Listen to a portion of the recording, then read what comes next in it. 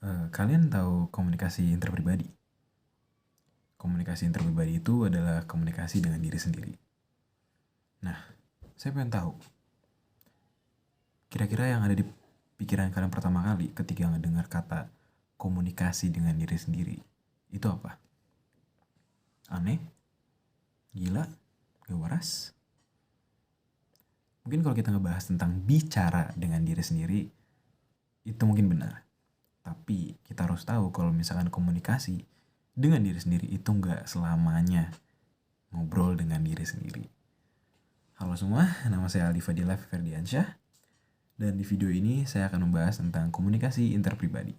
Komunikasi interpribadi itu sebenarnya lebih ke gimana kita ngebentuk konsep diri kita sendiri. Bagaimana cara kita membentuk konsep diri itu? Konsep diri bisa dibentuk oleh 4 faktor, yaitu keluarga, teman, budaya masyarakat, dan dari diri sendiri. Kita mulai dari faktor bagaimana keluarga bisa membentuk konsep diri kita. Keluarga adalah orang-orang yang pertama kali kita temui di kehidupan kita dan sangat berpengaruh dalam membangun konsep diri di kehidupan kita. Mereka lah yang membantu kita dengan mempelajari hal-hal dasar di dunia ini, seperti apa yang boleh dilakukan dan tidak, apa yang sopan dan tidak, kita itu siapa, dan masih banyak lain. Menjadi orang tua memang tidak mudah karena ajaran mereka pada anaknya sangat berpengaruh pada kehidupan anak-anaknya nanti di masa depan. Jika orang tua sering mengatakan bahwa anaknya tersebut adalah anak yang berharga di kehidupannya, atau anak itu adalah orang yang baik, otomatis anak itu pun membangun konsep diri mereka sebagai anak yang baik dan berharga bagi keluarganya. Tapi kalau orang tua lebih sering mengatakan bahwa ia adalah anak yang nakal atau anak yang susah diatur, maka sang anak akan memiliki konsep diri yang nakal ataupun susah diatur. Selanjutnya faktor teman. Teman bisa membantu kita dengan membangun konsep diri, contohnya sebagai pembanding diri sendiri dengan mereka. Sebagai manusia, pasti kita sering membandingkan diri kita dengan teman-teman terdekat kita. Kita juga biasanya mengukur diri atau kemampuan kita dengan teman kita, dan ini adalah salah satu hal penting untuk membangun konsep diri kita lebih jauh lagi. Yang ketiga ada budaya masyarakat. Sebenarnya apa yang masyarakat sekitar kita berikan lumayan mirip dengan orang tua kita. Kita sama-sama bisa belajar hal apa yang benar dan hal apa yang salah di mata masyarakat. Kita juga harus mengetahui budaya-budaya di tempat lain karena tidak semua tempat memiliki budaya yang sama. Dan yang terakhir, dari diri kita sendiri atau yang lebih kita sering bilang sugesti. Nah, kalau dari tadi konsep diri itu dibantu sama hal-hal eksternal. Sekarang giliran dari diri kita sendiri. Semua hal yang kita percayai pada diri kita, dari diri kita adalah sugesti. Sugesti ini bisa datang dari hal-hal seperti overthinking atau cibiran dari orang-orang. Namun, sayangnya sugesti seringkali mendapat hasil yang negatif kepada orang-orang. Padahal kekuatan sugesti itu gede banget loh. Itulah kenapa sugesti hal positif pada diri sendiri sangatlah penting untuk diri kita sendiri untuk menghindari konsep diri yang tidak baik atau malah depresi. Selanjutnya kita bakal ngebahas kesadaran diri. Ada sebuah teori tentang kesadaran diri yang dinamakan Johari Window, di mana menurut teori tersebut manusia mempunyai 4 sisi, yaitu open side, blind side, hidden side, dan unknown side.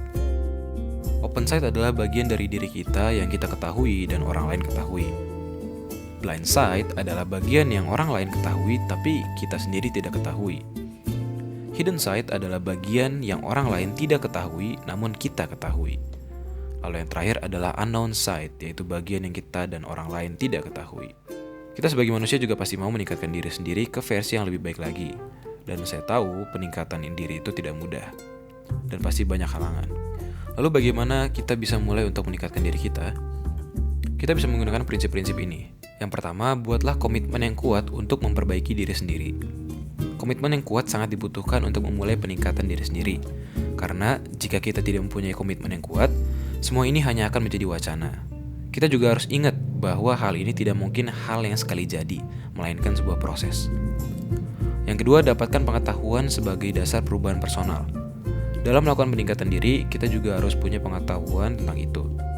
Seperti contoh, kita harus tahu memulai dari mana dan tujuan kita akan kemana. Jika kita kurang pengetahuan, jangan pernah malu untuk bertanya orang yang lebih ahli, karena adanya teman atau mentor itu sangat penting di peningkatan diri. Yang ketiga, tentukan tujuan yang realistis. Awali target pencapaianmu dari yang kecil-kecil dulu, jangan langsung besar. Karena jika kita memasang target yang tidak realistis dan ternyata tidak bisa tercapai sesuai target, kita seringkali akan merasa sangat kecewa dan tidak ingin melanjutkannya.